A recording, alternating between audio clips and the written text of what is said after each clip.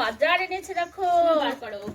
হ্যাঁ, এই দেখো পেঁয়াজ কলি, তারপরে এখানে বেগুন, বা বেগুনগুলো কত বড় বড়, শসা,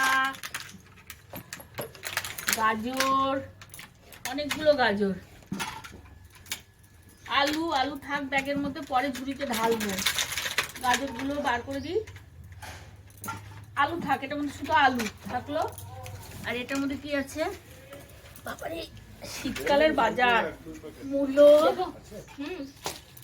কুমড়ো, লাল টকটকে কুমড়োটা, এই মাদুরটা একটু সরাও তো।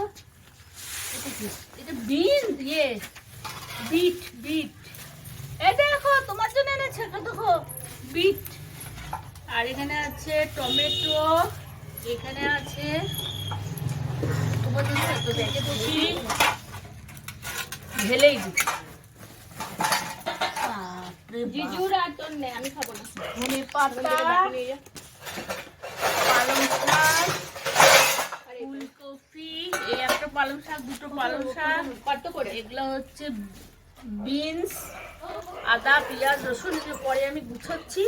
আর মাছের বাজারটা দেখি নাকি, মাছটা দেখি। এই কপিটা কত বড় দাম? 10 টাকা। 10 টাকা? এত সস্তা? তাহলে বাজারটা একটুখানি দামটা কমেছে মনে হচ্ছে। বাবা কত মাছ এনেছো? 3টে, 6টা, 7টা, 8টা নেবে। সেই ইয়েগুলো রে, এইটা বললো যে হালকা ভেজে সর্ষে দিয়ে করে খাবেন, ইলিশ মাছের মতো লাগবে। 3টে মাছ দিয়ে দেবে। এইটা আছে, ভোলা মাছ আছে। সেই যে ইয়ে এনেছিল না, টাটকা মাছগুলো, ইলিশ মাছের মতনই টাটকা এবারে। আর ইয়ে ভালো আছে মাছগুলো। আর এটাতে কি আছে? অনেক মাছ এনেছে তো। এটাতে কি? এটা ভোলাটা দিয়ে একটু, ভোলাটা সবটাই দিয়ে দেবে। ভোলা কিছু রাখবে না। ভোলা আর একটা চিংড়ি মাছ আছে। ভোলা, ভোলাগুলো ভালো না। এটাতে কি? এটা বার করি।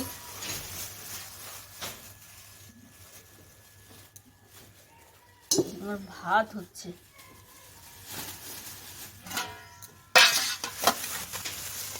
কাতলা মাছ, কাতলা মাছ ফুলকপি দিয়ে রান্না করবো। কাতলা মাছ। এখানে কি আছে? ভালোই, এই কুচো চিংড়ি অনেকদিন পাওয়া যায়নি। লাফাচ্ছে, হ্যাঁ, কুচো চিংড়ি অনেকদিন পর। 400 টাকা কেজি। 400 টাকা কেজি কুচো চিংড়ি। এটা দেশি। কিরকম বাজার কিরকম আছে? হ্যাঁ, বাজারটা এটা দেখি, এটাতে কি আছে? ও, এটাতে জায়গা নেই, এটাতে টেংরি আছে, আর রাখার জায়গা নেই, অন্য বাসনে রাখছি। বাজারটা আজকে খুব মনের মতো হয়েছে। সবজি থেকে শুরু করে আলু, পেঁয়াজ, মাছ, 1, 2, 3, 4, 5 রকমের মাছ। কি আছে কি? এই দেখো, দেখে যাও, এখানে আসো, আসো, দেখো জ্যান্ত। বাবু, এই দেখো, তুমি হাত দেবে?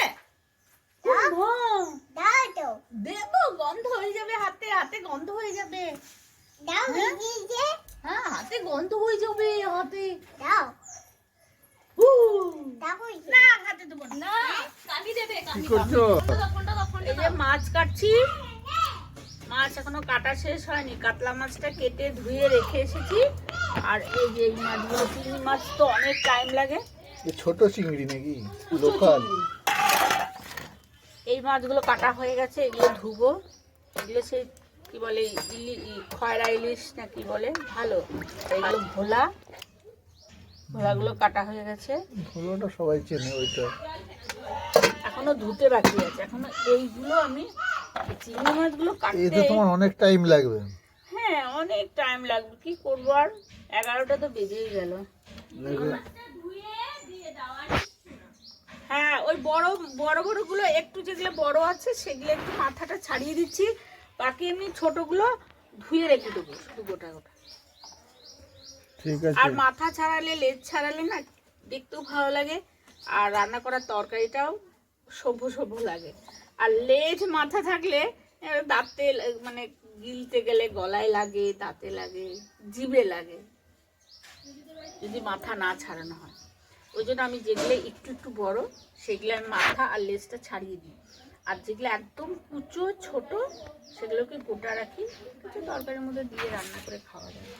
তাহলে আজকের আইটেম ভালোই আছে। হ্যাঁ, হ্যাঁ, এখন এই রান্নাবাড়ি করি, তারপরে আবার দেখাও। ঠিক আছে।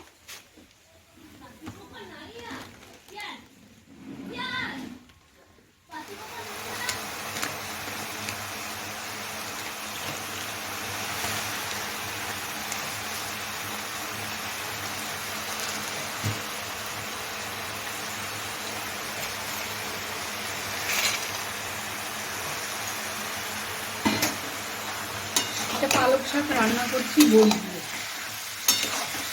আর এখানে আর একটা কড়াই চাপিয়েছি, এই মাছগুলো ভাজা হবে। চিংড়ি মাছ, এটা খয়রা মাছ, ভোলা মাছ, এটা চিংড়ি মাছ, এটা টেংরি মাছ, এগুলো সব ভাজবো, ভেজে তারপরে রান্না করব। এগুলো তোমার হচ্ছে পায়েলের জন্য পাঠাবো। পালং শাকটা রান্না করছি, এই দুটো কড়াই চাপিয়েছি, নাহলে তো হবে না, দুটো কড়াই চাপিয়েছি।